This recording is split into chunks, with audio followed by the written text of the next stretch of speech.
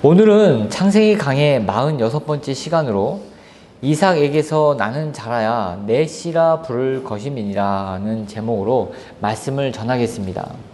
먼저 8절 말씀 보겠습니다. 아이가 자라매 젖을 떼고 이삭이 젖을 떼는 날에 아브라함이 큰 잔치를 베풀었더라. 아브라함은 이삭이 젖을 떼는 날 잔치를 베풀었습니다. 아이가 젖을 떼는 시기는 한국 나이로 만 4세에서 5세 정도 되는 그런 시기에 젖을 뗍니다. 그러니까 아이가 충분히 먹고 엄마가 젖이 끊어질 때까지, 모유가 끊어질 때까지 아이를 먹이는 그런 풍습이 있었기 때문에 4세에서 5세 정도 먹었을 것이다. 이삭은 그만큼 이제 큰 시기였을 것이다 라고 이제 우리가 볼 수 있습니다.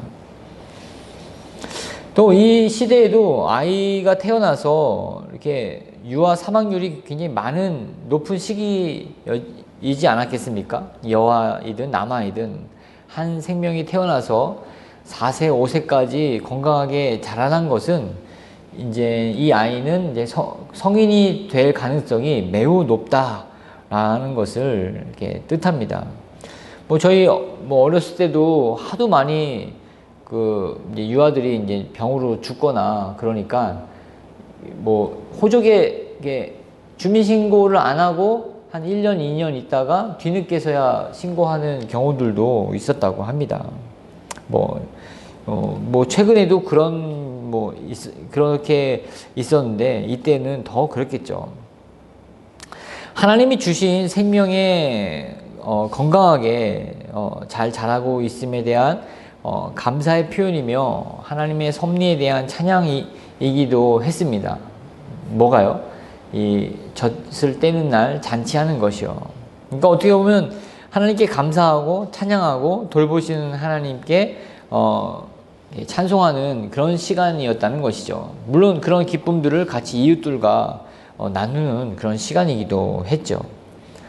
이삭을 하나님이 주셨다는 사실을 모르는 사람은 이 아브라함 공동체에서는 아무도 없었습니다. 그리고 매우 힘들게 낳았을 뿐만 아니라 또 기적적으로 낳은 아이가 바로 이삭이었다는 사실을 모두가 알고 있었습니다. 그래서 어떻게 보면 이 잔치의 분위기는 매우 흥겹고 즐거운 그런 분위기였을 것입니다. 이삭이 젖을 떼는 날 잔치를 벌였다는 것은 생명을 주신 이가 주신 생명을 지키시고 보호하신다는 사실을 알리는 그런 사건이었습니다. 사람들은 저마다 시기가 있지 않습니까? 농사를 예를 들면 종자를 뿌리기 전에 밭을 갑니다. 겨울 내내 얼었던 밭이 녹으면서 밭을 갈죠. 그리고 준비해 둔 종자, 밭에 씨를 뿌립니다. 그리고 싹이 나고 또 이렇게 자라나기 시작하면 또 잘 가꾸죠. 주변에 잡초를 잡고 또 매일 물을 주고 또 이렇게 기울어질 때면은 이렇게 대를 세워서 잘 성장할 수 있도록 돌봐줍니다. 또 약도 쳐주고 또 여러 가지 그런 보호와 그런 관심을 기울이면서 잘 성장하도록 돕습니다. 그리고 나서 가을이 돼서 추수 때가 되면 이렇게 결실을 거두죠. 이럴 때마다 어떻게 보면 아브라함도 어떤 매우 사망률이 높은 그런 위험의 시간들이 지나고 나서 한 매듭을 진 겁니다. 하나님 그동안 또 보살펴 주시고 인도해 주신 거에 대해서 감사합니다 라고 하는 표현을 아브라함은 또 이삭의 젖되는 날 그렇게 잔치를 벌여서 했다는 것이죠. 우리도 이러한 어떤 시기가 끝나면 아니면 어떤 시기에 어떤 매듭이 지어지면 하나님께 또 감사하고 또 기뻐하고 또 하나님께 영광 돌리는 그런 삶의 태도가 필요하겠습니다. 여러분은 어떤 일로 하나님께 감사하고 찬양을 드리십니까? 최근에 일어난 일들을 여러분들 한번 생각해 보십시오. 어떤 과정 중에 있습니까? 아니면 어떤 일들이 이렇게 마무리가 됐습니까? 저는 어제죠. 오늘 이제 6월 달에 새벽 기도를 시작하고 한 달을 또 보냈습니다. 나름대로 이렇게 한 달을 보내면서 물론 육체적으로 새벽에 더 일찍 일어나야 된다는 힘듦이 있었지만 하나님이 그때그때마다 힘을 주시고 말씀을 전하는 입장에서 말씀과 씨름하면서 주신 은혜들이 매우 컸습니다. 그래서 어제 6월 마지막 날 금요일이죠. 금요일 날은 이제 교회에 앉아서 그냥 하나님께 감사하고 감사의 어떤 찬양을 드리는 시간들을 또 가졌죠. 여러분도 한번 생각해 보십시오. 하나님은 우리에게 어떤 이게 시절에 대한 어떤 그 단위를 주시지 않았습니까? 하루가 있고 일주일이 있고 한 달이 있고 뭐 분기가 있고 반기가 있고 연이 있습니다. 또 계절도 있죠. 여러분 6월을 지나 7월을 맞이하면서 하나님께는 어떠한 감사를 드렸습니까? 또한 여러분들 오면서 시간을 보내시면서 또 감사했던 점들은 무엇이 있습니까? 그런 점들을 우리는 한번 생각해 봐야 한다는 것입니다. 과정 때마다 하나님의 인도하심에 감사하고 또 찬성하며 또 다른 이웃들에게 또 이러한 기쁨을 나누시는 여러분들이 되시기를 또 소망합니다. 9절입니다. 사라가 본즉 아브라함의 아들 애굽 여인 하갈의 아들이 이삭을 놀리는지라. 하갈의 아들의 이름은 이스마엘입니다. 여러분들 잘 아시죠? 이스마엘은 이때 나이는 약 고등학생 정도 된 나이입니다. 한 17살에서 약 18살. 이스마엘은 지금 어느 때인지 또 자기가 무엇을 해야 하고 해서는 안 되는 시간인지 전혀 인지가 안 되고 있습니다. 잔치 날인데 그 주인공 이삭을 이렇게 놀렸다고 합니다. 뭐 이렇게 훨씬 형이니까 뭐 몸으로 놀렸는지 아니면 뭐 이렇게 약 올렸는지 어떻게 보면 사라가 봤을 때 굉장히 언짢은 그런 모습을 이렇게 보여줬을 거라고 생각이 듭니다. 무엇보다도 이렇게 감사해야 할 자리, 기쁨을 누려야 할 자리임에도 불구하고 그 이삭은 하나님께 감사하고 찬양드려야 할 부분에 대해서 전혀 인지가 안 되고 있음을 볼 수가 있습니다. 그래도 자기 아버지 아브라함이 베푼 자리이지 않습니까? 그리고 아무리 그렇다 하더라도 그 이삭은 자기의 이복 동생이지 않습니까? 네, 그럼에도 불구하고 그런 부분에 대해서는 전혀 안중에도 없는 그러한 모습을 이스마엘은 보여주고 있다라고 하는 것입니다. 이때만 이삭을 놀렸겠습니까? 평소에 행했던 대로 이삭을 놀렸을 거라고 이렇게 상식적으로 이렇게 짐작해 볼 수 있겠습니다. 또 그러한 모습을 아무도 발견하지 못한 모습을 성경은 사라가 목격했다라고 말씀하고 있습니다. 사라는 이삭의 어머니로서 이삭이 어느 정도 잘 자랐다고 해서 안심하지 않고 그의 눈은 하나님이 주신 생명에 두었습니다. 그리고 매의 눈처럼 바라보고 그의 상태나 그의 여러 모습을 주시하고 있었다는 것입니다. 왜 잘 먹고 젖을 뗐으니까 이제는 다 키웠다 라고 안심할 수 있는 그런 자리였음에도 불구하고 사라는 이삭을 눈여겨보면서 자신의 눈을 떼지 않았다는 것입니다. 그가 어떤 환경에 처해 있는지 또 그가 육체적으로 뿐만 아니라 또 다른 어떤 정서적으로 다른 피해가 없었는지도 이렇게 봤다라는 것입니다. 눈을 떼지 않았다는 것입니다. 부모가 어떠해야 되는지를 사라를 통해서 우리에게 교훈해 주고 계십니다. 자식을 향해서 한시라도 안심할 수 없는 마음을 갖는 것이 바로 부모의 바른 마음이라는 것입니다. 이런 모습을 본 사라는 바로 아브라함에게 다음과 같은 조치를 취합니다. 10절 말씀입니다. 그가 아브라함에게 이르되 이 여종과 그 아들을 내쫓으라. 이 종의 아들은 내 아들 이삭과 함께 기업을 얻지 못하리라. 네, 아브라함을 호출했죠. 아브라함 공동체에서 아브라함에게 이리 오라고 할 수 있는 사람이 누가 있겠습니까? 네, 사라 외에는 아무도 없죠. 사라가 아브라함에게 요구한 것은 두 가지입니다. 첫 번째는 내쫓으라. 또 두 번째는 기업을 함께 나누지 못하게 하라. 네, 완전 분리죠. 네, 거룩을 지키기 위해서 분리하고 또 구별하라고 요구하고 있다는 것입니다. 이스마엘과 하갈은 비록 괘씸죄에 해당되었지만 조금 이렇게 보면 너무 극단적인 처벌이 아닌가라고 할 정도의 요구를 합니다. 우리는 이것을 사라의 노여움에서 발단된 사건이라고 볼 수 있겠지만 그렇게만 여겨서는 안 될 것입니다. 이것은 우리가 영적으로 교회적으로도 적용할 수 있고 또 개인의 어떤 경건에 있어서도 적용해 볼 수 있는 그런 부분입니다. 교회 공동체에 적용을 해 본다면 공동체를 해치는 그런 무리가 있다면 그들을 한 번, 두 번 건면하고 말을 듣지 않으면 쫓아내야 됩니다. 나가라고 해야 됩니다. 권징을 해야 된다는 것이죠. 그리고 교회의 그런 유산인 성찬에도 참여하지 못하도록 그러한 특별한 조치를 내려야 될 것입니다. 왜? 그러한 자격이 없기 때문입니다. 사라는 이러한 부분에 있어서 아주 매우 명확하게 이렇게 선을 긋고 있습니다. 신앙은 바로 이러해야 된다는 것입니다.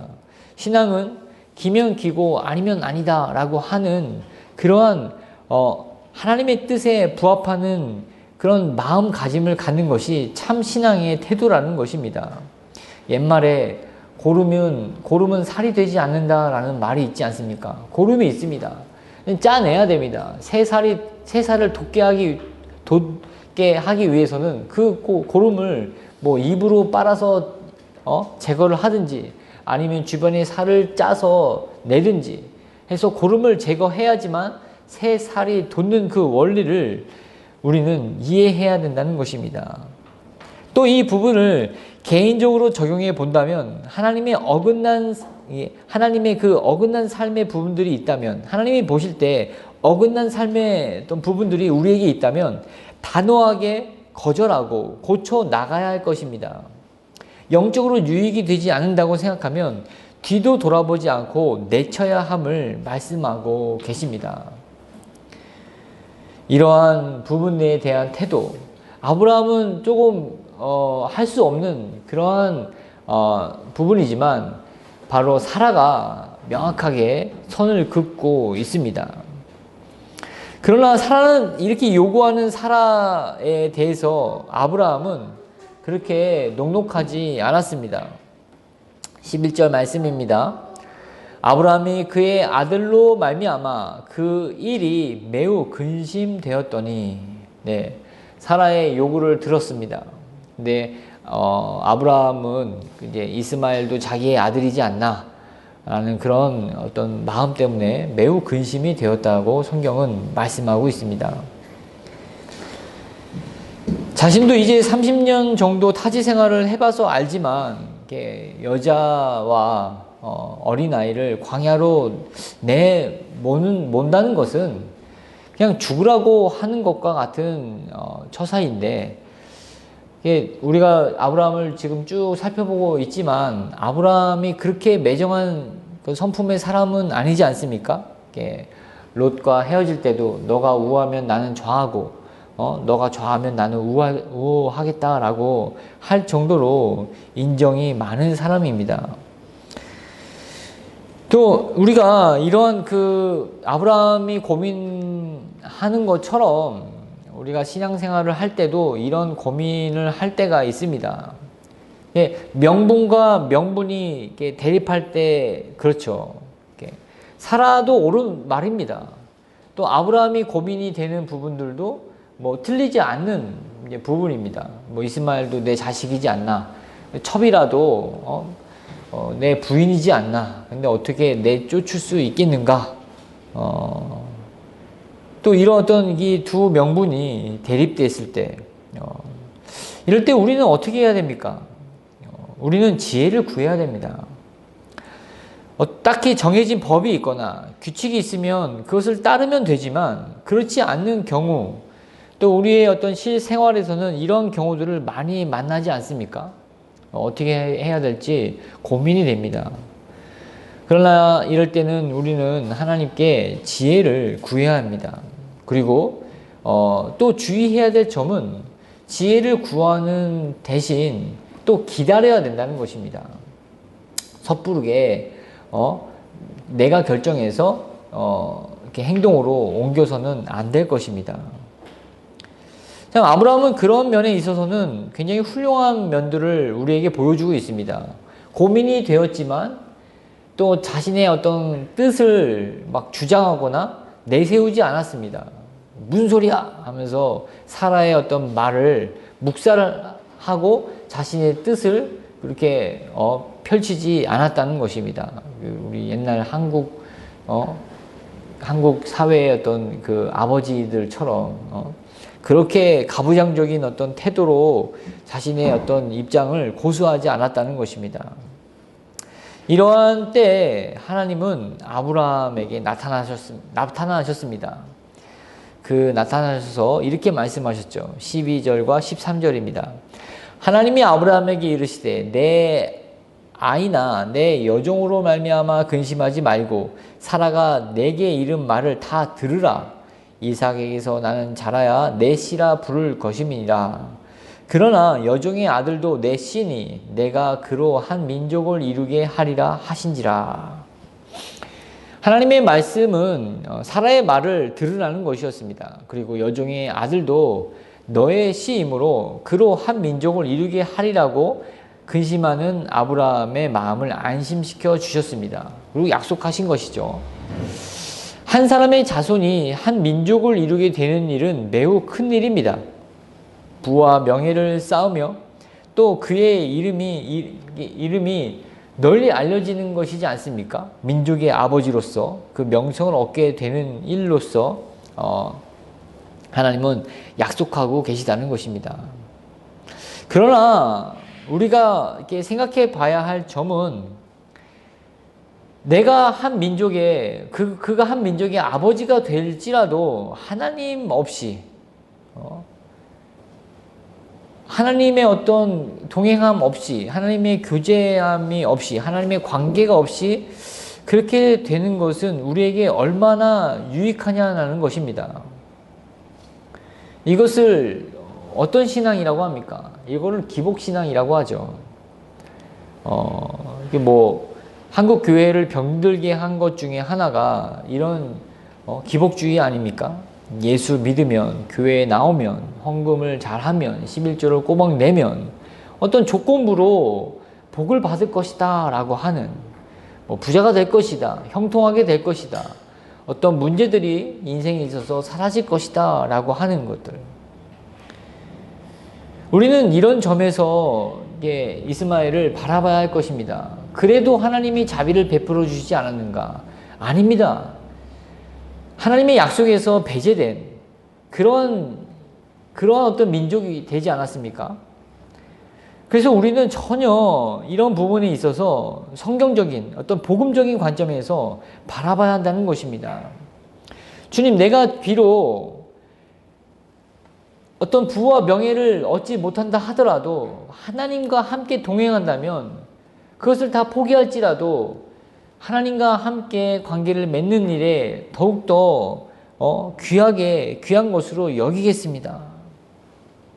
마치 어떤 이렇게 인생에 있어서 예수님을 믿으면, 교회에 다니면 마치 고난과 역경이 없는 그런 만사 형통의 종교로 그렇게 꾸미는 그런 병폐들이 한국교회에 만연하지 않습니까? 하지만 이런 성경에서 말하고 있는 것은 전혀 그렇지 않습니다. 형들에게 배신당하고 노예로 팔린 요셉의 고난은 어떻게 설명하겠습니까? 그의 어떤 고난과 그의 어떤 그 울부짖음과 그의 어떤 절망과 그의 탄식은 어떻게 설명하겠습니까? 하나님의 그 프로그램 안에서 그 좌절을 겪은 것들은 어떻게 설명을 하겠냐라는 것입니다. 또한 사울 왕에게 쫓겨서 죽을 고비를 몇 번이나 넘겼던 다윗은 어떻게 우리는 이해해야 합니까? 정말 그의 어떤 결과만 보고 예수 믿으면 만사형통이다 라고만 외칠 수 있겠습니까? 그럴 수 없습니다. 또한 예수님의 12제자의 순교는 어떻게 설명하겠습니까? 베드로는 전승에 의하면 거꾸로 십자가에 못 박혀 죽었다고 합니다. 화형당하고 목이 잘리고 또 여러 가지 그런 어떤 태형에 의해서 모두가 다 순교를 당했습니다. 예수님의 12제자들 모두가 말입니다. 또 이렇게 멀리 있는 그런 믿음의 선배뿐만 아니라 구한말 조선 땅에 와서 고생하면서 이 조선에서 죽어갔던 수많은 그 무명의 선교사님들은 어떻게 설명이 되겠습니까? 양화진에 묻혀진 선교사님은 그나마 나은 것입니다. 이렇게 조선으로 향하는 배 속에서 그냥 그 풍랑을 만나서 그 배 안에서 죽어서 조선 땅도 밟지 못한 선교사님들도 엄청 많이 있습니다. 시체의 부패 때문에 다시 본국으로 갈 수도 없고 또 가는 방향이 있기 때문에 조선으로 갈 수도 없고 그냥 바다에 그냥 버려지는 그냥 유기되는 그런 선교사님들이 또 우리가 알지 못하는 그런 부분들도 많이 있습니다. 어떻게 보면 이러한 숨은 어떤 이 믿음의 용사들 때문에 우리가 이렇게 너무나 편안하게 또 하나님을 찾고 예배드릴 수 있는 것이지 않겠습니까? 그렇기 때문에 우리가 어떤 이 오늘 본문을 바라볼 때 하나님 없이 한 민족을 이룬다고 해서 그냥 스쳐 지나갈 것이 아니라 그거는 저주구나. 그거는 옳지 못한 거구나. 만약에 나에게 그런 축복을 그런 어떤 하나님이 복을 주신다면 당장에 우리는 거부해야 됩니다. 하나님 아닙니다. 나를 통해서 한 민족을 이룬다 하더라도 하나님이 나와 함께 하시지 않으면 저는 그것을 받지 않겠습니다. 라고 말입니다. 우리가 경계하고 주의해야 할 점은 우리가 경제적인 형편이 좋아진다고 더 옛날보다 더 잘 살게 될지라도 하나님을 놓쳐서는 안 될 것입니다. 오히려 더 좋은 승진의 기회, 더 많은 수입이 생길 기회가 생기더라도 그것 때문에 하나님과 멀어진다면 또 주일 성수가 어려워진다면 은혜의 방편에서 또 소원해진다면 철저하게 그 기회를 거부하고 하나님을 택해야 할 것입니다. 이것이 바로 자신이 신자임을 나타내는 그런 믿음의 고백이라는 것입니다. 다윗은 이렇게 고백했습니다. 시편 84편 10절에 주의 궁정에서의 한 날이 다른 곳에서의 첫날보다 나은즉 악인의 장막에 사는 것보다 내 하나님의 성전 문지기로 있는 것이 좋사오니. 진정으로 다윗과 같은 마음으로 정말 내가 비천에 처할지라도 하나님의 영광과 그의 빛 아래에 거한다면 내가 어느 곳에 처할지라도 또 하나님께 감사할 줄 아는 마음, 자족할 줄 아는 마음을 가지시기를 또 주님의 이름으로 축원드립니다. 이런 말씀을 이런 하나님의 말씀을 들은 아브라함은 또 어떠한 태도를 또 보이고 있습니까? 오늘 본문 14절입니다. 아브라함이 아침에 일찍 일어나 떡과 물 한 가죽 부대를 가져다가 하갈의 어깨에 메워주고 그 아이를 데리고 가게 하니. 오늘 본문 14절 말씀입니다. 아브라함이 하갈과 아이에게 준 것은 무엇입니까? 떡과 물 한 가죽 부대였습니다. 뭐 타고 갈 나귀나 뭐 어떤 짐승도 주지 않았습니다. 자신의 첩이었지만 뭐 종도 붙여서 뭐 가라고 하지 않았습니다. 직접 하갈의 어깨에 물 가죽 부대와 떡 한 덩이를 메워주는 것이 고작이었습니다. 즉각적인 순종의 태도를 보이는 아브라함을 볼 수가 있습니다. 사라가 뭐라고 했습니까? 기업을 함께 나누지 못할 것이다. 그렇기 때문에 그에게 종을 한 명도 붙이지 않았고 타고 갈 어떤 짐승도 한 마리도 주지 않았습니다. 또 하나님은 아브라함에게 사라의 말을 들어라 라고 하지 않았습니까? 잘 들었다는 것입니다. 잘 이해했다는 것입니다. 그리고 그대로 행했습니다. 자신의 연민이나 자신의 정이나 자신의 어떤 그런 성품은 그럴 수 없는 사람이었지만 얼마나 후하게 대접했습니까? 롯에게도 그랬고 또 지나가는 그 하나님의 그 천사들을 대접할 때도 야, 송아지 잡아라, 뭐 떡을 빨리 구워라 하면서 아끼지 않고 손님들을 환대했던 그런 아브라함이지 않습니까? 근데 그런 그런 게 넉넉한 정을 베푸는 그런 아브라함의 모습은 전혀 찾아볼 수가 없습니다. 철저하게 자신을 부인하고 있는 아브라함의 모습을 오늘 본문에서 발견할 수 있다는 것입니다. 이것이 참 신앙인의 태도라는 것입니다. 내 스타일대로, 내 시간대로, 내 뜻대로, 내 방법대로 하나님께 순종하는 것을 버리십시오. 하나님의 뜻대로, 하나님의 마음에 합하게 순종하는 것이 하나님을 기쁘시게 하는 것입니다. 그렇기 때문에 이런 아브라함의 전혀 우리가 그냥 무심코 지나갈 수 있는 부분이지만 이런 아브라함의 그 철저한 순종의 태도를 우리는 본받아야 될 것입니다. 여종의 아들도 내 신이 또 내가 그로 한 민족을 이루게 하리라 라고 하는 말을 아브라함이 듣지 않았습니까? 자신을 부인할 뿐만 아니라 또 전혀 어떤 것도 이게 주지 않았던 것은 또 이 하갈과 이스마엘을 하나님의 말씀에 의탁한 겁니다. 맡긴 것입니다.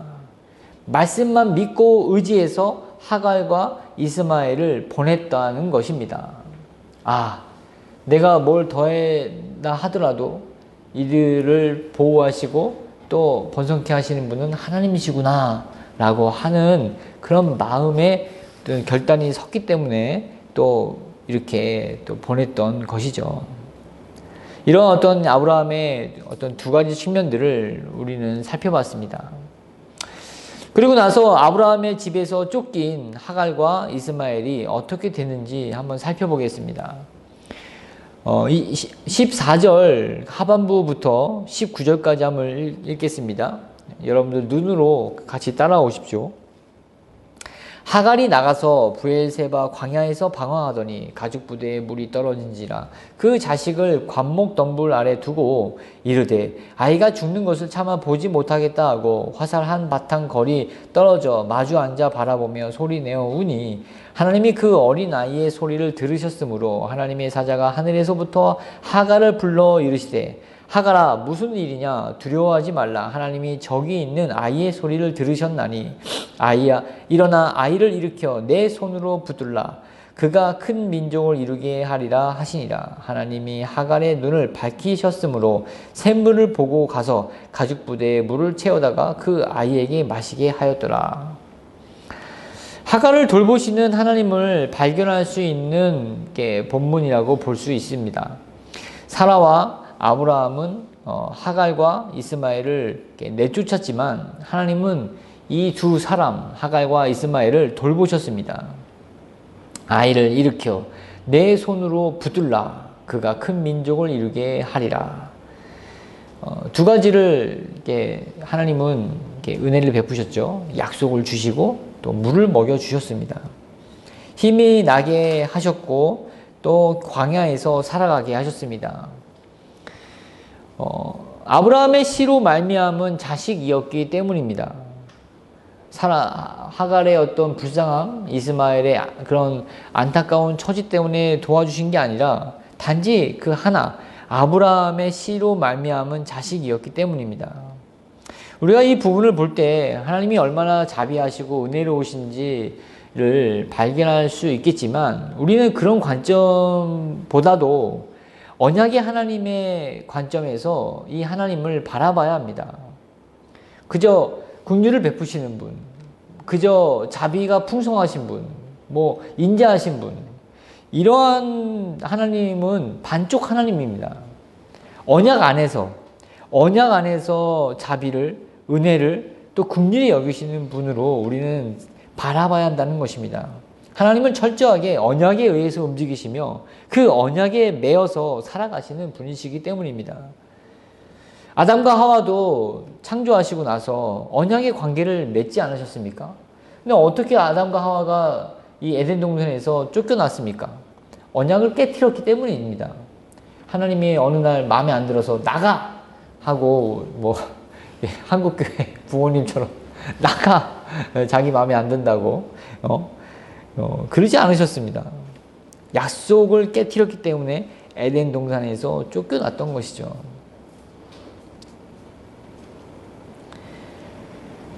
그래서 우리가 이 언약의 관점에서 하나님을 바라보는 그런 어떤 부분을 생각해야 돼야 될 것입니다.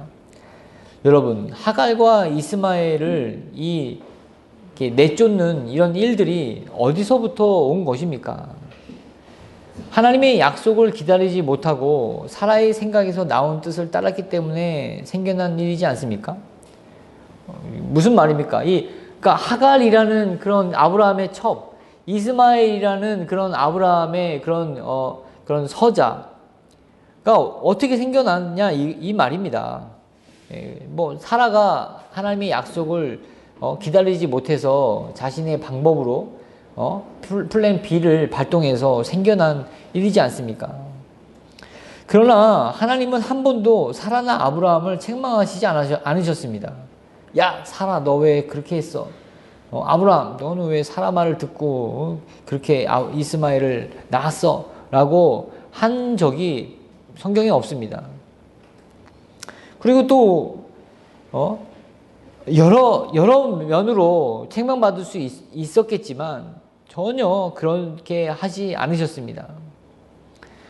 이렇게 하나님은 인간의 연약함을 충분히 이해하시는 동시에 실수도 용납하시며 모든 것을 포용하시되, 모든 것을 어떤 범주 안에서 하시냐? 바로 언약의 범주 안에서 행하시는 하나님을 볼 수 있다는 것입니다. 같은 말을 다른 관점에서 말씀드리는 것입니다. 그렇기 때문에 우리도 무턱대고 하나님을 믿고 이렇게 신앙생활을 한다고 생각해서는 안 될 것입니다. 항상 내 자신이 언약 안에 있는지, 하나님의 약속 아래에 있는지를 살펴봐야 한다는 것입니다. 여러분들이 언약 아래에 있는지를 살펴보십시오.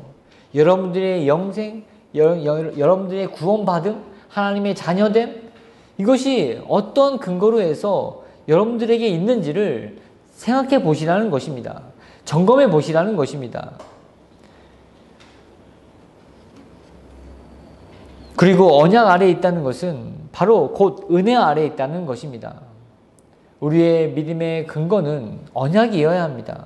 내가 잘해서, 내가 잘 믿어서, 내가 이런저런 것을 하니까 하나님이 나를 도와주시고 나를 축복해 주시고 인도해 주실 것이라는 생각은 곧 자기 기만이며 또 하나님을 대적하는 그런 행위라는 것입니다.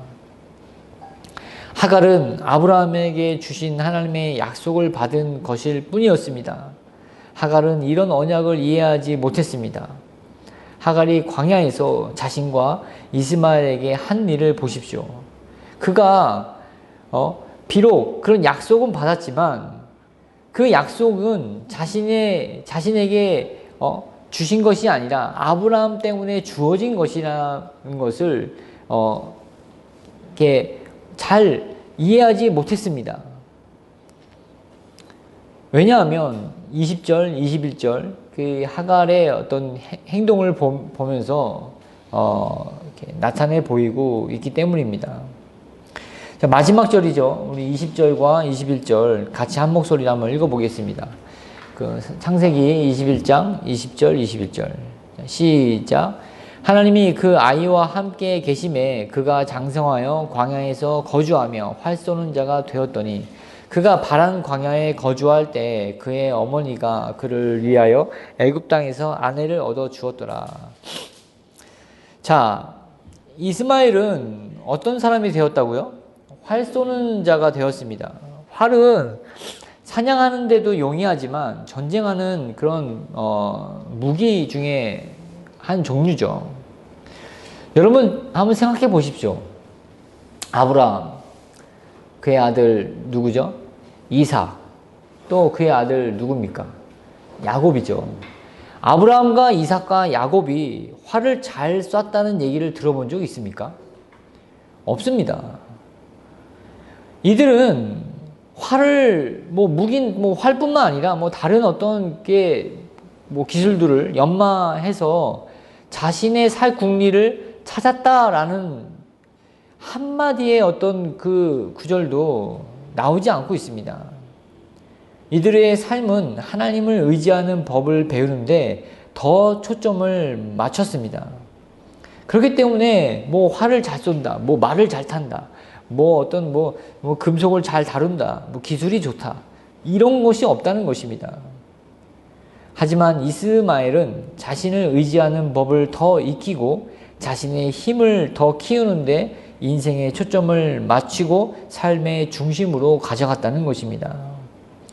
활만 잘 쏘았겠습니까? 또 그는 그런 정복자로서의 어떤 삶을 살아가지 않았겠습니까? 이것은 이스마엘이 스스로 난 이렇게 살아야겠다라고 한 그런 결과들은 아니었을 것입니다. 그의 어머니의 그런 교육의 결과였으리라 충분히 짐작할 수 있습니다. 또한 하갈은 애굽 땅에서 애굽 여인을 그의 이스마엘의 아내로 얻어 주었습니다. 하갈도 애굽 출신이죠. 네, 아마도 이 애굽 여인을 데려오기 위해서 상당한 값을 주고 얻어왔을 것입니다. 애굽은 이 당시에 어떤 나라입니까? 가장 문명이 발달된 나라이지 않습니까? 가장 강성한 나라의 여인을 데리고 왔다는 것입니다. 이것은 무엇을 말합니까? 자기 자녀에게 최고의 학식과 교양이 있는 배우자를 맞이하게 했다는 것입니다. 이방 신을 섬기던 다른 어떤 신을 섬기던 그의 어떤 신앙이나 믿음에 대해서는 전혀 관심이 없고 똑똑하고 잘나고 또 이렇게 세련된 삶을 그런 문화를 경험한 그러한 여인을 자신의 며느리로 삼았다는 것입니다. 그녀는 하나님이 주신 약속은 받았지만 그 약속을 소중히 여길 줄 모르는 자가 바로 하갈이었던 것입니다. 그녀는 입으로는 내 아들도 아브라함의 자녀요 라고 그렇게 떠들어댈 수는 있었지만 약속의 주체는 될 수가 없었습니다. 이러한 그리스도인을 무엇이라고 합니까? 바로 유사 그리스도인이라고 합니다. 뭐라고요? 유사 그리스도인. 교회를 다닙니다. 성경도 읽습니다. 오히려 모태신앙일 수도 있습니다. 모든 종교적 행위를 다 행할 수 있지만 정작 언약 아래에 있음을 확인하면 그렇지 못하다는 것을 바로 드러납니다. 하나님과의 관계를 점검해보면 아무것도 없는 빈 털털이, 빈 깡통인 그런 사람이 바로 유사 그리스도인인 것입니다. 사회적으로 부와 명성을 얻는 데는 더 큰 관심을 기울이지만 하나님과의 관계는 매우 소홀히 여기면서 아예 하찮게 여기는 그러한 사람들을 가리켜 바로 유사 그리스도인이라고 합니다. 겉으로는 자신의 영향력을 선하게 미칠 수 있습니다. 또한 도덕적으로나 윤리적으로도 고상하게 말하고 행동할 수 있습니다. 오히려 더 믿음이 좋아 보일 수 있고 더 교회에 헌신적이며 더 큰 영향력, 어떻게 보면 선한 영향력을 끼치는 듯해 보일 수 있습니다. 그러나 결정적인 면에 있어서 믿음의 원리를 따르지 않는다는 것이 유사 그리스도인의 특징입니다. 결혼의 문제에 있어서도 그렇지 않습니까? 또 직업을 선택하는 데 있어서도, 삶의 목적을 지향하는 면에 있어서도, 가치관에 있어서도 그의 어떤 세계관을 열어보면 전혀 하나님의 나라에 대한 소망은 전혀 없습니다. 이 땅에서 내가 지금 무엇을 먹고 어디에 살고 또 무엇을 입는지에 대한 관심만 가지고 있는 사람들이라는 것입니다. 자기의 힘을 기르는데 힘을 쏟으며 누구에게든지 쫓겨나지 않기 위해서는, 다시는 그 아브라함에게서 쫓겨나는 그 수치를 당하지 않기 위해서는 힘을 더 길러야 된다는 그런 인본주의 사상으로 똘똘 뭉쳐져 있는 사람이 바로 유사 그리스도인들입니다.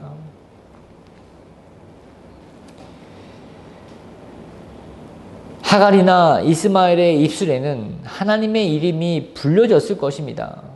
적어도 광야에서 하나님의 자비하심으로 목숨을 건질 수 있었기 때문이죠. 야, 하나님이 말이야, 우리를 어떻게 살리셨는지 알아? 어떻게 우리를 도와주셨는지 알아?